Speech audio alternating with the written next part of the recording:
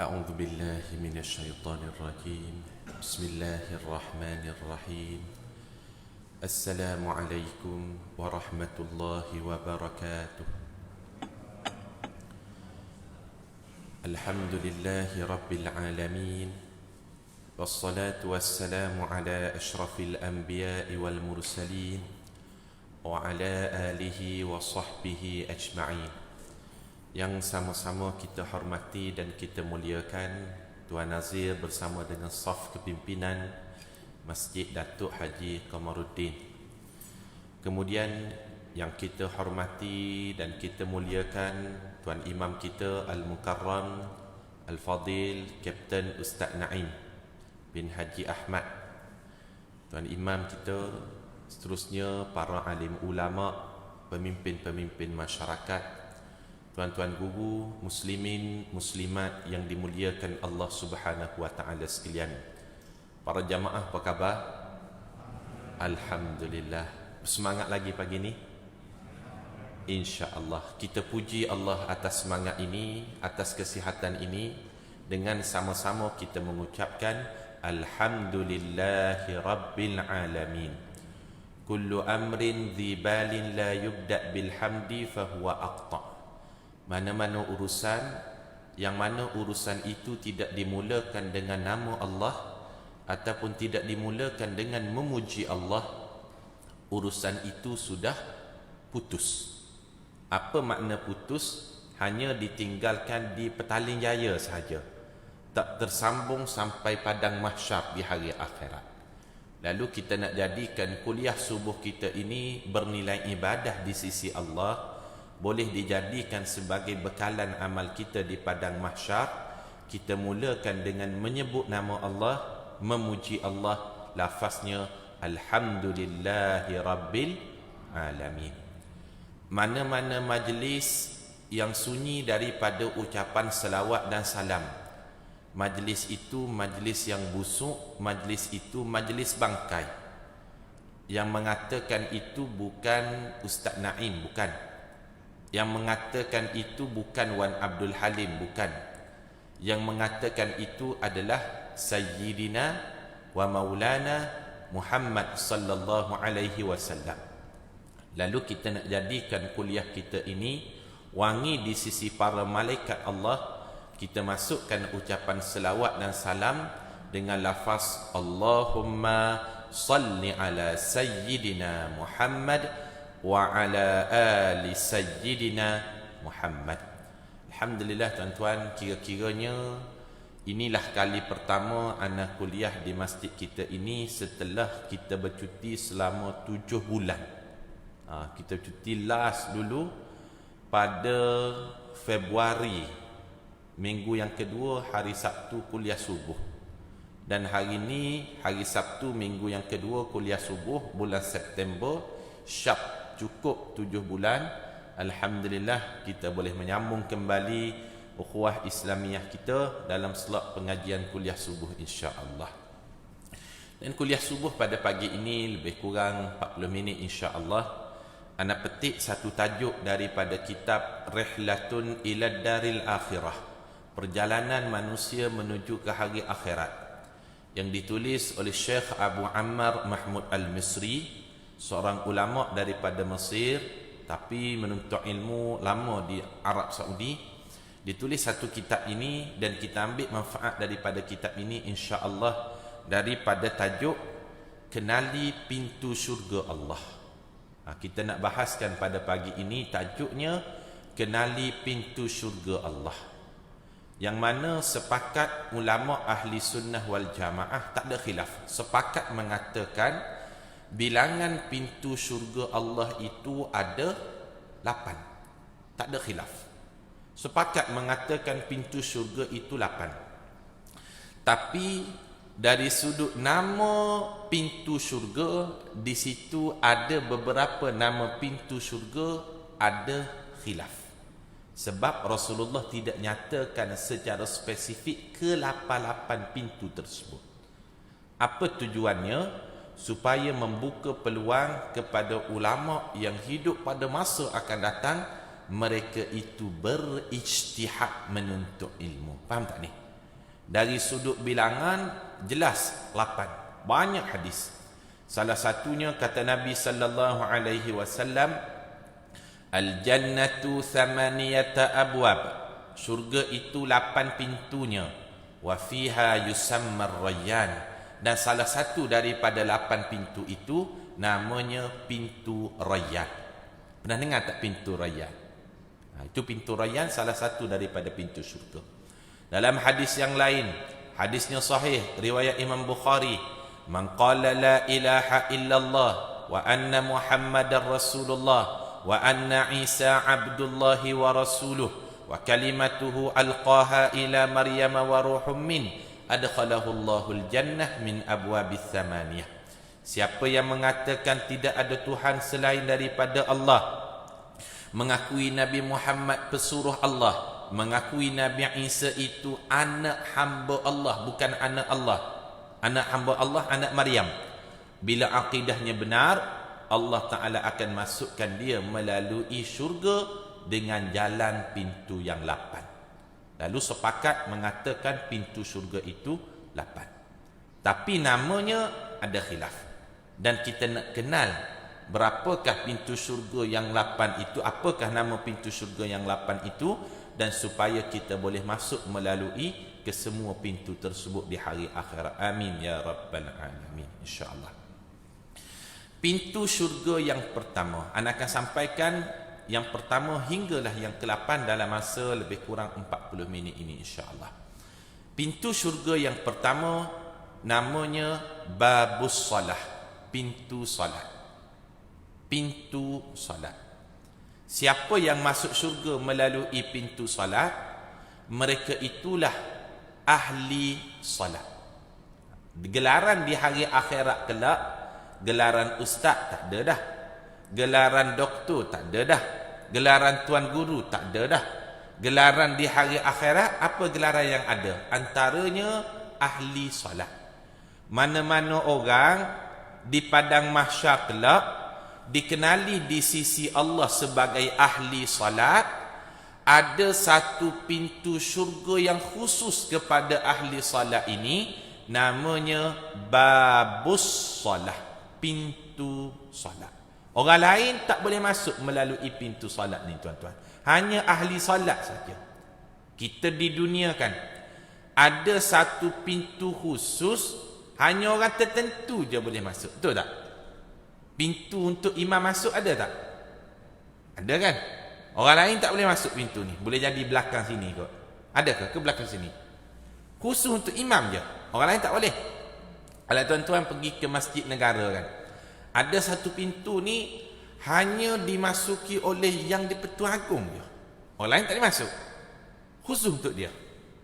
Kalau pergi ke Masjid Shah Alam, masjid negeri, ada dia tulis pintu diraja. Pintu diraja kalau kita pergi kan.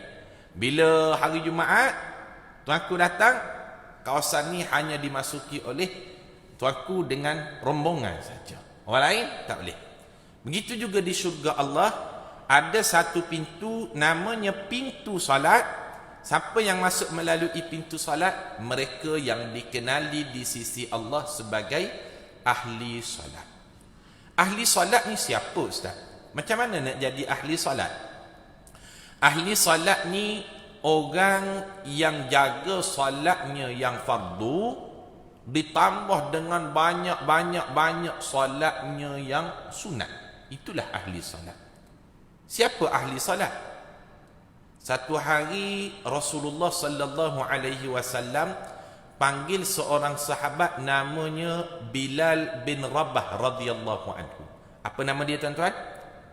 Bilal bin Rabah. Ya Bilal, wahai Bilal, Rasulullah panggil. Inni sami'tu dafana laika baina yadayal fil jannah. Wahai Bilal, aku sudah mendengar suara tapak kaki kamu itu bergeser-geser jalan-jalan dalam syurga. Pernah dengar tak tuan-tuan hadis ni?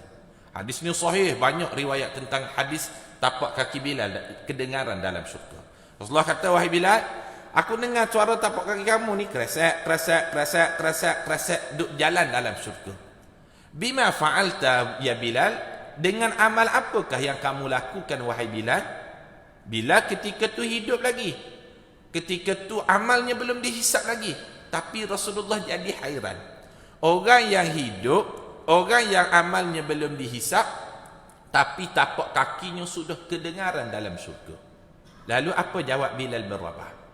Bilal bin Rabah kata, wahai Rasulullah, setiap kali aku berwuduk, aku akan pastikan tidak akan meninggalkan solat sunat selepas wuduk. Dia kata, setiap kali aku wuduk, aku akan buat 2 rakaat solat selepas wuduk. Lalu Rasulullah kata, bihadza ya Bilal. Oh, dengan amal ini rupanya kamu mendahului ke syurga, wahai Bilal. Apa pengajaran daripada hadis ini, wahai para jamaah sekalian? Mungkin di hari akhirat kelak, salah satu pintu syurga yang dimasuki oleh Bilal bin Rabah, nama pintunya Babus Salah, pintu salat. Sebab apa? Bilal bin Rabah ini dia sangat jaga solat fardu, ditambah dengan solat sunat wuduknya, solat sunat yang lainnya, dan sekali pasti dia tidak tinggal. Setiap kali Rasulullah nak solat fardu, siapa Rasulullah akan ajak mula-mula? Bilal bin Rabah, betul tak? Sebab Bilal bin Rabah ini muazzin. Kalau tak ada Bilal, macam mana nak solat? Sebab Bilal ni muazzin, Rasulullah lantik khusus. Lalu solat fardunya confirm dia jaga. Solat sunatnya, Bilal mengakui sendiri dia tak pernah meninggalkan solat sunat selepas wuduk. Lalu salah satu pintu yang dimasukinya, insya-Allah nama pintunya adalah Babus Salah, pintu salat. Sebab Bilal itu adalah ahli salat. Ini yang pertama. Ada kisah yang lain tak Ustaz tentang ahli salat? Ada seorang imam mazhab namanya Malik bin Anas. Meninggal dunia tahun 179 Hijrah. Imam Malik ini ada seorang murid namanya Muhammad bin Idris Asy-Syafi'i. Meninggal dunia pada tahun 204 Hijrah. Imam Syafi'i ada murid namanya Ahmad bin Hanbal, Imam Hanbali. Meninggal dunia 241 Hijrah. Ana urutkan daripada awal. Imam Malik, muridnya Imam Syafi'i, muridnya Imam Ahmad. Imam Ahmad ni tuan-tuan ada seorang anak lelaki namanya Abdullah. Apa nama dia? Abdullah. Bila Ahmad bin Hanbal, Imam Hanbali meninggal dunia, orang ramai datang bertemu dengan Abdullah. Wahai Abdullah, kami nak tahulah bagaimana dengan solat Imam Ahmad bin Hanbal sewaktu dia hidup. Orang tanya kepada Abdullah, anak Imam Ahmad. Lalu jawab Abdullah, kalau ayah dia hidup lagi, dia takkan ceritakan solat ayah dia. Sebab bimbang-bimbang riak. Tapi bila ayah dia meninggal dunia, Rasulullah ajarkan, uzkuru mahasina mautakum. Sebutkanlah kebaikan-kebaikan orang yang telah mati dalam kalangan kamu, supaya menjadi motivasi kepada orang yang hidup selepas daripadanya. Lalu Abdullah ni dia cerita sikit. Ayahku Ahmad bin Hanbal ni sewaktu dia hidup, solatnya sehari semalam 300 rakaat, mencecah 300 rakaat sehari semalam. Subhanallah. Solat fardu 17, tambah dengan solat sunat, bila dihitung kira sehari semalam, kata Abdullah ni mencecah 300. Solat sunat duha, solat sunat isyraq, solat sunat rawatib, solat sunat muakkad, solat sunat qabliyah, ba'diyah, witir, taubat, tahajud. Kata Abdullah bin Ahmad bin Hanbal, Ahmad bin Hanbal itu sehari semalam kalau solatnya dihitung kira 300 rakaat, mencecah 300 rakaat. Boleh jadi di hari akhirat kelak, salah satu pintu yang dimasuki oleh Ahmad bin Hanbal ini namanya Babus Salah, pintu salat. Sebab pintu ini hanya dikhususkan kepada ahli salat. Faham tak ni? Pintu yang pertama ni. Moga-moga saya dan kita semua insya-Allah Allah beri kekuatan untuk kita berusaha menjadi ahli salat, untuk kita masuk syurga melalui pintu solat ini bersama dengan Bilal bin Rabah, amin, bersama dengan Ahmad bin Hanbal, insya-Allah taala, amin ya rabbal alamin. Itu pintu yang pertama. Alhamdulillah Ustaz, bila Ustaz cerita pintu yang pertama ni, saya rasa-rasa boleh masuk melalui pintu ni kot. Alhamdulillah, mantap. Pintu yang pertama ni rasa berat lah sikit Ustaz. Jangan sedih, ada 7 lagi pintu. Pintu yang kedua, nama pintunya Babur Rayyan. Bab dalam bahasa Arab maknanya pintu. Rayyan, Rayyan, pintu yang bernama Rayyan. Ini pintu yang kedua. Siapa yang masuk syurga melalui pintu Rayyan ni tuan-tuan? Siapa dia? Ustaz jangan tanya-tanya, Ustaz kuliah je pagi ni. Dia pesan awal-awal. Okay. Pintu Rayyan tuan-tuan dikhususkan oleh ahli siyam, ahli puasa.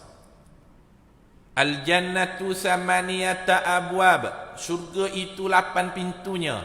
Wa fiha yusamma Rayyan, salah satu namanya pintu Rayyan.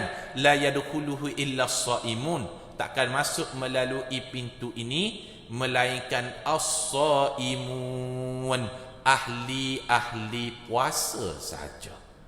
Ahli puasa ni siapa Ustaz? Orang puasa dalam bulan Ramadan je kah? Itu belum disebut ahli puasa. Ahli puasa ni orang yang banyak puasanya yang sunat ni, ditambah dengan dia betul-betul menjaga puasanya yang fardu. Itulah ahli puasa. Apa pengajaran setakat kita bincang 2 pintu ni tuan-tuan? Ada orang masuk syurga kerana amal badan. Allahu Akbar, Sami Allahu liman hamidah, salat. Ada orang masuk syurga kerana amal tahan. Tahan mata, tahan telinga, tahan mulut, tahan perut, tahan lapar, tahan nafsu. Mereka itulah ahli puasa. Pintu dimasukinya Babur Rayyan, pintu Rayyan. Zaman sekarang ada lagi ke ahli puasa ni Ustaz? InsyaAllah ada tuan-tuan. Ana pernah bertemu dengan seorang hamba Allah di Surau Ar-Rawdah section 3 Bandar Baru Bangi. Hidup lagi orangnya, kita tak nyatakan nama dia. Apa dia kata? Dia kongsikan dia amalkan puasa sunat ini sejak tahun 1987 sampai sekarang 2020. Subhanallah. Berapa tahun dah tuan-tuan? 33 tahun. Ni true story ni yang nak dengar melalui telinga anda sendiri. True story, dah berusia dah dia. Tapi Isnin Khamis dia kata dia sudah amalkan puasa ini sejak 1987. Marilah apa sekalipun, bila tibanya hari Isnin Khamis, dia akan puasa sunat.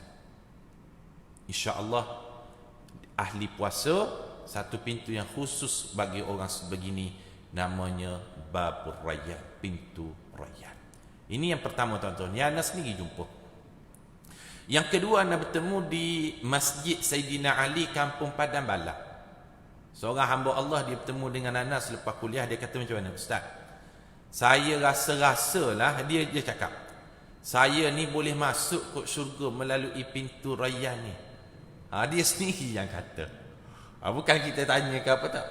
Dia cakap, saya ni Ustaz boleh masuk syurga melalui pintu Rayyan lah kot, dia kata. Kita tanya kenapa? Dia kata sejak tahun 2000, sejak dia pindah di Kampung Padang Balang tahun 2000 ni, dia tak pernah tinggal puasa sunat Isnin Khamis. Subhanallah. Yang anda jumpanya hujung tahun 2019 anda jumpa dia. Maknanya 19 tahun dah. Allahu Akbar. Ada lagi orang demikian. Mereka inilah ahli puasa. Satu pintu syurga yang khusus dijanjikan Rasulullah. Wa man kana min ahli salah du'iya min babis salah. Siapa termasuk dalam kalangan ahli salat dipanggil masuk syurga melalui pintu salat. Wa man kana min ahli siyam, siapa yang termasuk dalam kalangan ahli puasa, du'iya min babir Rayyan, dipanggil masuk melalui pintu Rayyan. Hadis sahih riwayat Imam Bukhari, diceritakan oleh Abu Hurairah radhiyallahu anhu. Setakat dua penjelasan ana ni, pintu mana agak-agak boleh kita lalui? Kedua-duanya ustaz mantap. Satu pun belum bertemu lagi ustaz. Innalillah. Jangan sedih, ada 6 lagi baki. Faham tak ni anak cerita ni? Faham insya-Allah. Yang ketiga, nama pintunya Babus Sadaqah. Pintu sedekah. Ni nama-nama ni tuan-tuan, ni sepakat ulama kerana Rasulullah sebut secara nyata dalam hadis. Pintu sedekah nombor 3. Wa man kana min ahli sadaqah, siapa termasuk dalam kalangan ahli sedekah, du'iya min babis sadaqah, dipanggil Allah masuk syurga melalui pintu sedekah. Ada orang masuk syurga kerana amal badan. Allahu Akbar, sami Allahu liman hamidah, salat. Ada orang masuk syurga kerana amal tahan, puasa. Ada orang masuk syurga kerana amal harta. Amal harta. Salatnya biasa-biasa je. Puasanya biasa-biasa je. Tapi amal harta dia luar biasa. Mereka itulah ahli sedekah. Tuan-tuan, kalau kita nak lihat ahli sedekah, kalau tuan-tuan berkesempatan nanti melawat negara Indonesia, mungkin lepas Covid nanti, kita ziarah satu tempat di Batu Licin. Di situ ada ahli sedekah di Batu Licin, Indonesia. Di Batu Licin ni didirikan oleh ahli sedekah. Apa yang dia dirikan namanya Istana Yatim. Istana Yatim. Bila sebut istana ni kecil ke besar tuan-tuan? Besar. Bukan rumah anak yatim, bukan sekolah anak yatim, tapi yang dia dirikan Istana Yatim. Kalau rumah Malaysia ada. Kalau sekolah anak yatim Malaysia pun ada. Tapi yang dia dirikan ini istana. Dihuni oleh 7,000 anak yatim di seluruh Indonesia. Dia ambil, dia bagi pendidikan percuma, dan dia akan didik bukan setakat sekolah rendah, sekolah menengah, sampai ke kolej. Oleh siapa? Oleh hamba Allah jutawan di sana, seorang hamba Allah yang tubuhkan Istana Yatim. Maklumat ni bukan rahsia tuan-tuan. Kalau kita ada telefon, kita Google ataupun tekan YouTube, kita type Istana Yatim Batu Licin Indonesia. Semua maklumat tentang tempat tersebut disediakan, diceritakan. Boleh rujuk. Kami dah Google ustaz, dah type Istana Yatim, kenapa tak keluar pun? Itu maknanya internet dah habis data. Kena pakai line Selcom lah. InsyaAllah akan keluar. Itu ahli sedekah luar negara ustaz. Kalau di dalam negara ada tak ahli sedekah? Ada. Ada seorang hamba Allah yang Allah titipkan kekayaan kepada diri dia. Apa dia gunakan tuan-tuan? Dia gunakan untuk membangunkan rumah Allah. Bukan sebiji, bukan 2 biji, 3 buah dia bina masjid. Masjid yang pertama Masjid Aisyah di Langkawi. Dia wakafkan untuk ibunya yang bernama Aisyah. Dia bina masjid yang kedua Masjid Husin di Seremban 2. Diwakafkan untuk ayahnya yang bernama Husin. Dan bulan September pada tahun lepas, siap masjid yang ketiga yang dia bina oleh ahli sedekah ini. Nama masjidnya Masjid Seri Sendayan di Seremban. Kos pembinaan lebih kurang 110 juta. 110 juta dia bina. Siap dengan maintenance sampai bila-bila dia akan tangguh. Siapa dia? Ahli sedekah. Orangnya masih hidup lagi. Dia bina 3 rumah Allah Ta'ala. Man bana lillahi masjidan, siapa bina masjid, banallahu lahu mithlahu baitan fil jannah, dibina baginya sebuah istana dalam syurga Allah Ta'ala. Dia beramal dengan hadis ini. Siapa dia? Ahli sedekah. Masih hidup orangnya. Tuan-tuan boleh cari pewakaf Masjid Seri Sendayan. Kita akan tengoklah maklumat di situ, dan dia akan ceritakan sejarah pembinaan masjid pertama di Langkawi Masjid Aisyah, masjid yang kedua Masjid Husin di Seremban 2, masjid yang ketiga Masjid Sri Sendayan. Detail pewakaf dia masih hidup dan kita boleh baca, memberi semangat pada kita. Ya Allah, kalau aku diberi harta yang sama, kekayaan yang sama, aku akan bangunkan rumah anak yatim, aku akan bangunkan masjid, aku akan bangun pusat-pusat tahfiz untuk menjadi ahli sedekah insya-Allah. Ini jalan yang ketiga tuan-tuan. Ada jalan salat, jalan puasa, jalan sedekah, pintu salat, pintu rayyan, pintu sedekah. Yang keempat. Setakat ni jelas tak tuan-tuan? 3 pintu yang pertama ni. Faham? Insya-Allah. Yang keempat, salah satu daripada pintu syurga Allah yang Rasulullah sallallahu alaihi wasallam nyatakan dalam hadis yang sahih, nama pintunya Babul Jihad, pintu jihad. Inilah satu pintu syurga yang Allah Taala khususkan, sediakan kepada saudara-saudara kita yang berada di Palestin berjihad menentang tentera Israel. Layak tak mereka disebut sebagai ahli jihad? Insya-Allah layak. Pertahankan bumi Aqsa, Masjidul Aqsa, pertahankan akidah mereka daripada dijajah oleh tentera Israel. Wa man kana min ahli jihad, siapa yang termasuk dalam kalangan ahli jihad, du'iya min babil jihad, Allah panggil masuk syurga melalui pintu jihad. Oh, Allah Taala tidak adil, ustaz. Kenapa mereka dilahirkan di Palestin? Di Palestin itu ada tentera Israel, mereka boleh berjihad. Tapi kenapa kami dilahirkan di Petaling Jaya? Petaling Jaya ini tak ada tentera Palestin. Macam mana kami nak berjihad? Tuan-tuan, Allah Maha Adil. Alaisallahu bi ahkamil hakimin. Bukankah Allah hakim yang paling adil? Jihad menuntut ilmu, ia termasuk daripada jihad fisabilillah. Mana dalilnya? Hadis riwayat Imam Tirmizi. Kata Nabi sallallahu alaihi wasallam, "Man kharaja fi talabil ilmi," siapa yang keluar dari rumah dengan niat nak menuntut ilmu, fahuwa fi sabilillah, mereka itu sedang berjihad pada jalan Allah, hatta yarji'a, sehinggalah mereka pulang.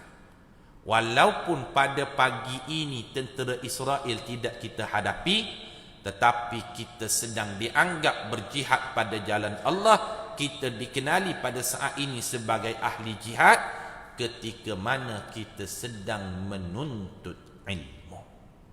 Yang mengatakan bukan Wan Abdul Halim, yang mengatakan ini adalah Sayyidina wa Maulana Muhammad sallallahu alaihi wasallam. Istiqamah kita, bolak-balik menyampaikan ilmu, menuntut ilmu, menyampaikan ilmu, menuntut ilmu, mati di atas jalan demikian, di sisi Allah kita dikenali sebagai ahli jihad. Bukan jihad menentang Israel, bukan, tetapi jihad melawan hawa nafsu, jihad menuntut ilmu, jihad dalam ibadah. Kita juga layak masuk syurga melalui babul jihad, pintu jihad. Faham tak tuan-tuan? Ini jalan yang keempat, jalan yang sedang kita tempuh pada saat ini menuntut ilmu insya-Allah. Ini yang keempat. Ada pintu salat, pintu rayyan, pintu sedekah, pintu jihad. Sepakat ulama nama pintu syurga empat ini sepakat. Yang kelima yang disepakati oleh para ulama tentang nama pintu syurga, ada juga salah satu pintu syurga namanya bab al-kadhimin al-ghaith wal-afina 'anil nas. Pintu bagi orang yang menahan marah dan memaafkan orang lain. Ini ada satu pintu yang khusus tuan-tuan. Bagi orang yang boleh kawal kemarahan dia, dia boleh lawan, dia boleh balas, tapi dia kawal kemarahan dia dan dia lebih memilih jalan memaafkan orang lain. Rasulullah sallallahu alaihi wasallam menjanjikan satu pintu kepada golongan ini. Pintu khusus bagi orang yang mengawal kemarahan dan memaafkan orang. Minta maaf tuan-tuan, kadang-kadang sebahagian daripada orang kita makin berusia dia makin panah barang, betul tak? Ana di masjid ana, kita jumpalah orang berusia dah. Kalau nak minta dia patuh pada SOP tu, dia tak boleh. Kita kata, Tuan Haji minta isi nama dulu. Sebab dia datang, dia terus masuk kan. Kita kata, minta maaf Tuan Haji, minta isi nama dulu di buku kita sediakan. Dia jawab macam mana? Ni dia jawab pada kita sendiri. Dia kata, apa nama-nama Ustaz? Allah tulis nama saya 50 tahun dah. Sedap jawapan dia, tak ada. Orang macam ni kita tak boleh nak kata apa dah. Seorang lagi ni dah berusia dah tuan-tuan. Dia bawa anak kecil kan.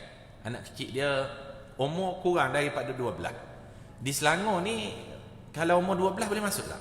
Tak boleh, bawah 12 tak boleh. Kalau di KL bawah 12 tak boleh. Kita kata minta maaf Tuan Haji, kalau kita minta solat di luar. Apa dia jawab? Dia kata, Ustaz jangan duk ikut WHO sangat, dia kata. WHO ni orang kafir je semua. Dia jawab macam tu kat kita. Tak nak bagi anak dia masuk. Kita kata ni bukan daripada kita, ni daripada Jabatan Agama Islam Wilayah. Dan benda ni diikuti oleh semua masjid, kata. Bukan masjid kita saja. Tak benarkan yang umur 12 ni tak masuk. Dia kata WHO ni semua orang kafir, masjid-masjid semua dia ikut dia, dia ikut pakatan Dajjal, dia kata. Kita kata orang macam ni tak boleh lawan dah. Lepas daripada solat kita tengok dia terus belah. Dia tak datang dah masjid lagi lepas tu. Nak menunjukkan apa dia tuan-tuan? Makin berusia makin marah, makin baran orang kita. Sebahagiannya lah, na'udzubillah min zalik. Sedangkan ada satu pintu syurga yang khusus dijanjikan pada orang yang menahan kemarahan dan memaafkan orang. Satu pintu syurga yang khusus. Dia boleh balas, dia boleh lawan, tapi dia pilih maafkan. Adakah orang demikian? Ditunjukkan oleh Rasulullah dalam sirah. Bila Rasulullah pergi ke Taif, penduduk Taif lempar Rasulullah dengan tulang, dengan tanah, dengan batu. Malaikat yang menjaga bukit bagi tawaran, wahai Rasulullah, nak tak aku angkat bukit yang paling besar, aku hempak kepada kepala penduduk Taif. Agak Rasulullah boleh balas tak perbuatan penduduk Taif? Boleh balas, ada peluang. Tapi Rasulullah lebih memilih jalan mendoakan penduduk Taif dengan Rasulullah katakan, Allahumma hdi qaumi fa innahum la ya'lamun. Ya Allah, kau berilah hidayah kepada penduduk Taif itu. Dia lempar aku dengan batu, dia hina aku, dia buat demikian sebab mereka belum mengerti kepada agama ini. Subhanallah. Dia menahan kemarahannya, memaafkan. Kalaulah malaikat yang menjaga bukit itu datang pada Wan Abdul Halim, wahai Wan Abdul Halim, nak tak aku angkat bukit, aku hempak kepada kepala penduduk Taif? Apa jawab Wan Abdul Halim? Wahai malaikat, kalau boleh kamu angkat gunung Kinabalu lah semua. Biar mati mereka dengan atas bukit itu. Mati mereka semua. Tapi Rasulullah tidak, tuan-tuan. Menyebabkan hari ini kalau kita pergi ke Taif, Taif ni tanah tinggi. Taif ni tanah tinggi. Macam Cameron Highland lah tempat kita. Dan Taif ni dia ada cable car sekarang ni. Ada cable car. Taif, kurma dia pun sedap. Sebabnya tanah dia ni beza dengan Makkah lain. Kurma dia. Kalau kita pergi ke sana, kita akan tengoklah ada Maktabah Ibnu Abbas, ada pintu gerbang Abdullah bin Abbas, ada Masjid Abdullah bin Abbas di Taif. Tuan-tuan, kalau boleh pergi umrah nanti, bagi tahu mutawif, saya nak pergi ke Taif. Saya nak melawat tempat sejarah bagaimana Rasulullah menahan kemarahannya, memaafkan penduduk Taif, sehinggalah hari ini kesan daripada sikap pemaaf Rasulullah 100% penduduk Taif adalah Muslim. Ini hebatnya. Kesan daripada dakwah Rasulullah yang memaafkan tadi. 100% penduduk Taif hari ini adalah Muslim, beriman kepada Allah, la ilaha illallah. Ini hebatnya sikap Nabi sallallahu alaihi wasallam. Itu pintu yang kelima, tuan-tuan. Pintu bagi orang yang maafkan orang, menahan kemarahan. Yang keenam, ni juga disepakati oleh ulama tentang nama pintu syurga. Yang keenam, salah satu nama pintu syurga namanya Babul Aiman. Bab, pintu Aiman. Pintu Aiman. Kalau ada anak-anak kita nama Aiman, Aiman tu sebenarnya nama pintu syurga. Tu nama pintu syurga tu. Dalam hadis yang panjang tentang syafaat. Tentang syafaat teragung, syafaatul uzma, Allah Ta'ala sebut pintu syurga yang bernama Aiman. Hadisnya panjang tuan-tuan. Last sekali Allah Ta'ala minta, wahai Rasulullah, irfa' ra'sak, angkatlah kepada kamu, sal tu'tah. Kalau kamu minta apa hari ini, aku akan bagi kepada kamu. Kalau kamu minta syafaat, aku akan bagi syafaat tersebut, aku izinkan. Lalu Rasulullah kata, ana laha, ana laha, ana laha, aku dan syafaat, aku dan syafaat, aku dan syafaat.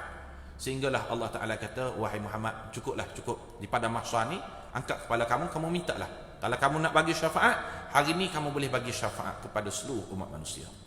Lalu bila Rasulullah angkat kepala, Allah Ta'ala kata pada Rasulullah, ya Muhammad, wahai Muhammad, adkhil min ummatika, masukkanlah dalam kalangan umat kamu, man la hisaba alaihim, orang yang tidak dihisab amalnya di padang mahsyar oleh Allah, min babil aiman, daripada pintu syurga yang bernama Aiman ini. Pintu syurga yang bernama Aiman hanya dikhususkan kepada orang yang masuk syurga tanpa SOP. Faham tak ni? Orang nak masuk syurga ada SOP dia. SOP dia apa tuan-tuan? Amal kebaikan dengan amal dosa dia ni kena timbang dulu, betul tak? Di atas timbangan, nama alatnya mizan. Macam mana bentuk mizan, Ustaz? Wallahu ta'ala a'lam. Tapi mizan ni ditimbang amal baik, amal buruk. Tapi orang yang masuk syurga melalui pintu Aiman, dia masuk syurga tanpa SOP. Tak perlu ambil suhu, tak perlu catat nama, tak perlu mai sejahtera, tak perlu mai Selangor pun tak perlu. Bangkit je dia, masuk syurga tanpa hisab. Pintunya Babul Aiman. Berapa ramai umat Nabi Muhammad sallallahu alaihi wasallam masuk syurga tanpa hisab, tuan-tuan? Berapa ramai? Dalam satu hadis yang sahih riwayat Abdullah bin Abbas radhiyallahu anhuma, seramai 70,000 orang. Dalam hadis daripada Abdullah bin Abbas. Dalam riwayat yang lain menyebut lebih lagi. Tapi kalau riwayat Abdullah bin Abbas, Rasulullah nyatakan ada 70,000. Dan daripada 70,000 yang masuk syurga tanpa hisab, yang mendahuluinya seorang sahabat namanya Ukasyah bin Mihsan. Apa nama dia? Ukasyah bin Mihsan. Kalau ada anak kita nama Ukasyah itu adalah sahabat Rasulullah yang mendahului 70,000 orang tadi masuk syurga tanpa hisab. Rasulullah cerita begini, ramai-ramai macam ni. Rasulullah kata, umat aku ni ada 70,000 masuk syurga tanpa hisab. Maka tegak berdiri, bangunlah Ukasyah bin Mihsan tadi. Dia kata apa? Ya Rasulullah, udu'ullaha an yaj'alani minhum. Wahai Rasulullah, doakan aku ni termasuk dalam kalangan 70,000 yang masuk syurga tanpa hisab. Rasulullah kata macam mana? Rasulullah tunjuk pada Ukasyah, anta minhum, kamulah sebenarnya salah seorang daripada 70,000 tu, wahai Ukasyah. Subhanallah. Agak-agaklah kalau Rasulullah tunjuk macam tu kat kita kan. Seorang jamaah kuliah subuh kita pada pagi ni tak ada.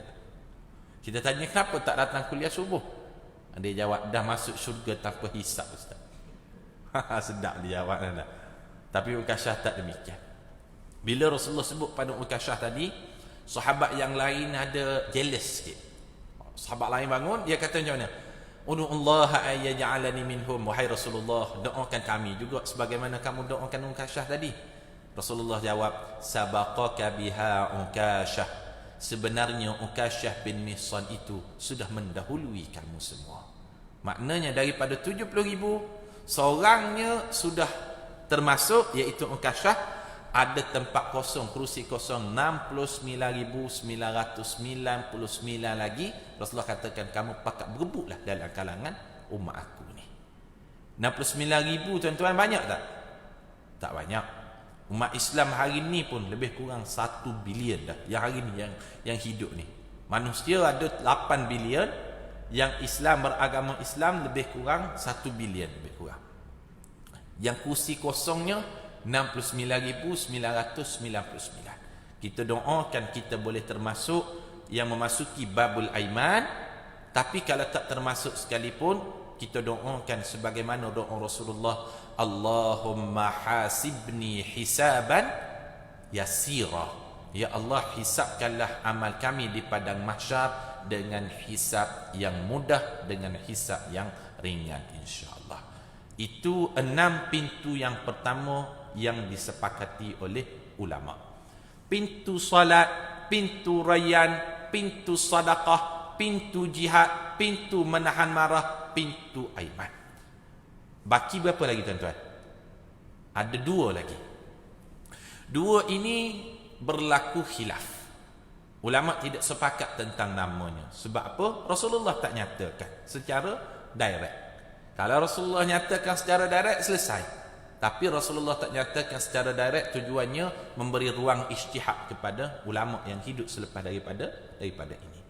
Pintu yang ketujuh tuan-tuan, salah satu nama pintunya Babut Taubah, pintu taubat. Pintu taubat dimasuki oleh man lazimal istighfar, oleh orang yang sentiasa melazimi istighfar. Kita katakan pintu taubat sentiasa terbuka kan. Pintu taubat itu ada ulama namakan ia adalah bahagian daripada pintu syurga Allah. Siapa yang masuk melalui babut taubah? Man lazimal istighfar, orang yang sentiasa melazimi istighfar. Istighfar yang paling pendek, astagfirullah, astagfirullah, astagfirullah. Panjang sikit, astaghfirullahalazim, astaghfirullahalazim, astaghfirullahalazim. Lagi panjang, astaghfirullahalazim alladzi la ilaha illa wal hayyul qayyum wa atubu ilaih. Istighfar ni banyak, tapi dia ada ketua dia. Istighfar ni macam-macam jenis, dia ada penghulu dia. Hari ada 7 hari, ada ketua kepada segala hari-hari Jumaat. Bulan ada 12 bulan, ada ketua bagi segala bulan, bulan Ramadan. Istighfar macam-macam, tapi ada ketuanya, namanya adalah Sayyidul Istighfar. Bunyinya, Allahumma anta rabbi la ilaha illa anta khalaqtani wa ana abduka wa ana ala ahdika wa wa'dika mastata'tu a'udzu bika min syarri ma sana'tu abu'u laka bi ni'matika alayya wa abu'u bi dhanbi faghfirli fa innahu la yaghfiru dhunuba illa anta. Ustaz, kami tak hafal lah. Sekarang ni nak belajar mudah je kan. Tekan Google, type Sayyidul Istighfar, kemudian kita print, tampal di sebelah katil kita, baca setiap pagi, setiap malam sebelum tidur. Tujuannya apa? Kita nak melazimi Sayyidul Istighfar ini, moga-moga kita memasuki babut taubah, pintu taubat. Ini yang ketujuh.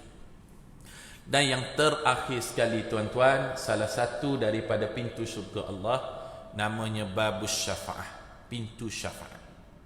Pintu syafaat. Ini pintu syafaat. Jalan menuju ke pintu syafaat ni bercabang-cabang, mencapah-capah jalan dia. Ada menuju ke pintu syafaat ini kerana syafaat Al-Quran. Al-Quran ada syafaat tak? Ada. Ada menuju ke pintu syafaat ini kerana teman yang soleh yang dia bersahabat di dunia. Orang soleh ada syafaat tak? Orang soleh ada. Ada menuju ke pintu syafaat ini kerana anak kecil yang belum baligh meninggal dunia diuji Allah, lalu ibu bapa tadi bersabar di atas ujian tersebut. Ada syafaat dia.